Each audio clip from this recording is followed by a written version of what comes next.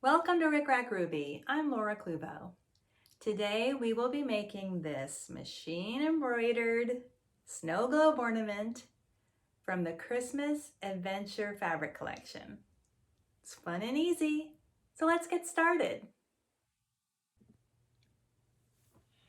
For the machine embroidered snow globe ornament, I've already loaded the program into my machine. This program is from Crashing Waves.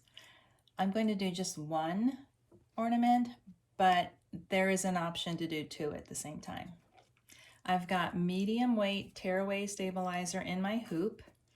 I'm going to load that up and I'm going to run number one.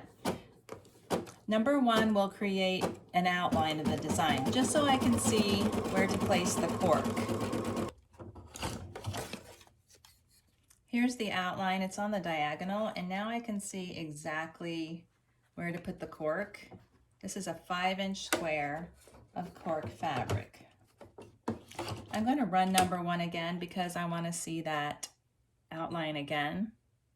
So I'm going to, instead of two, step two would be next, but I'm going to press this and go back to number one again.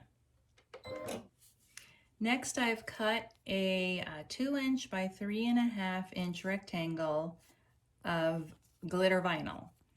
This glitter vinyl is from the Glitterbug Fairy, and it's a nice quality vinyl. I'm going to place this over the base section of the snow globe. And then I'm going to run number two and number three. Before I run number three, I can see there's something wrong with my bobbin. I'm going to have a look at that because some of the white is coming to the front. It's okay, it's going to be fine. But I think that I'm just going to redo my bobbin. Okay, the bobbin was not caught in the tension disc here. Oop.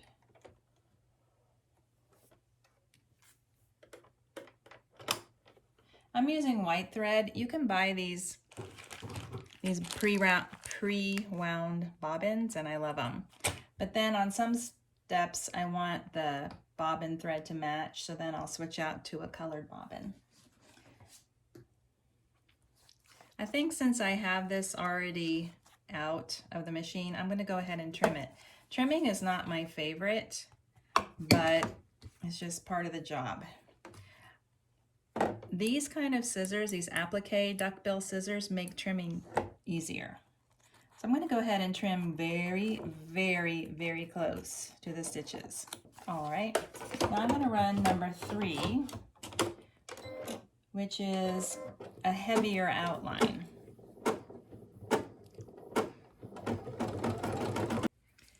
I'm going to skip ahead to step 6, which is the satin stitch around the base.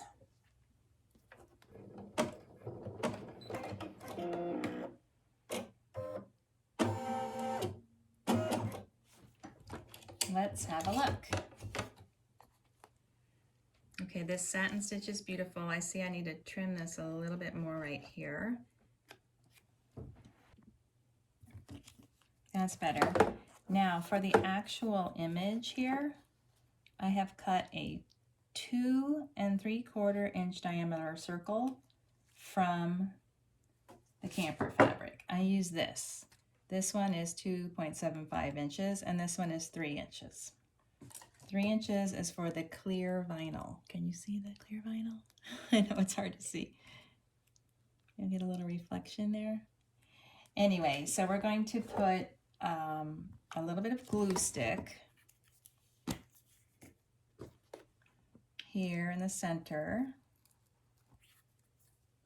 and then press this into the glue. And the key is, well, there's two things that are important. Number one is this border around here is consistent. So the bottom of the circle actually sits right down over the base, like this.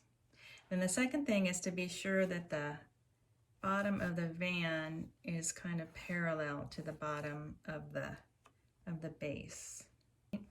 Then we're going to take some jumbo glitter, and the trick is not to add too much.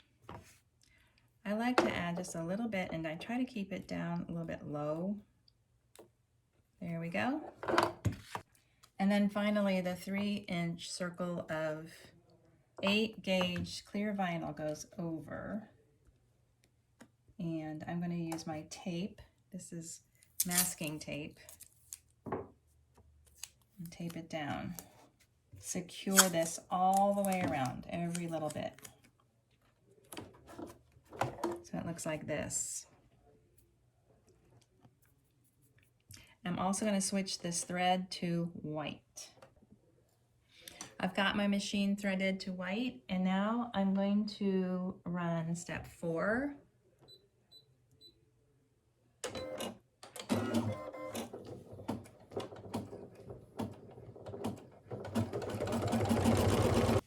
And then step 5.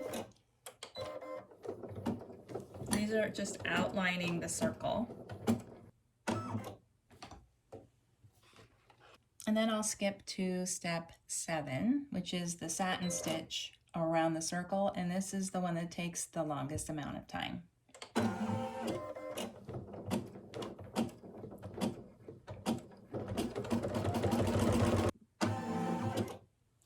Let's have a look. That satin stitch is beautiful all the way around, and I'm going to remove all this masking tape. It'll take me a second.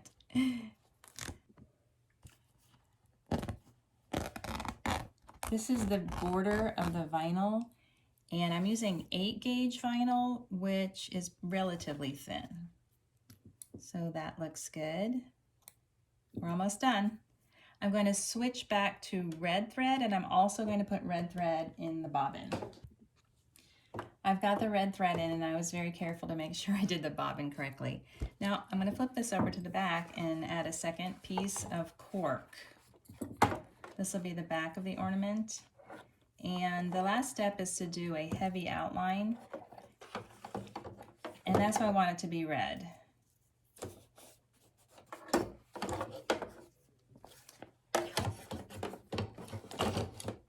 Now I'm going to run the final step, which is number 8.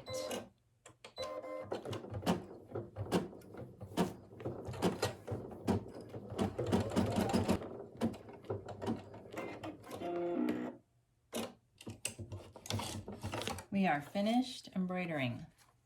Here's how it looks in the back. Here's how it looks in the front. See, it made this nice heavy red line around the edge. I'm going to remove this from the hoop and cut it out. Just use scissors. I'm not even going to remove the tape because I'm mostly cutting inside of the tape. But I just use my scissors, and you can also use an X-Acto knife. I'm trying to cut about maybe a little more than 1/8 of an inch around the border of the design. There it is, cut out and cleaned up a little. Now I'm going to add an eyelet at the top. I'll start by just drawing a little dot. So I'm just going to eyeball this right there. And I'm going to use this crocodile, I think it's called, to cut the hole. There are 2 different cutters. There's a smaller one and a bigger one. I'm going to use the bigger one. And when I turn it like this, I can see through this little opening, I can see that hole. I wish every tool worked as well as this. Okay, so there's the hole. And I'm going to get a red eyelet to fit into there. I have a whole kit of all different colors of eyelets that I got from Cam Snaps. K-A-M Snaps. Here's the red one, and then I need a back. So I'll place that through there. and then put the back on, and I actually have a press that I use to complete this. I used to do the hammer and the stick and everything, but with experience I have acquired some better tools. Here's my press. I have the exact correct dies. I'm going to set this down, face down, and just plunge the plunger very carefully. Boom.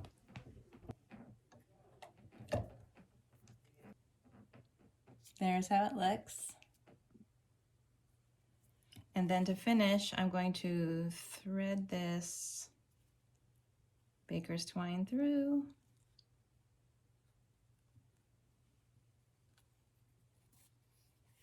And then tie this into a knot.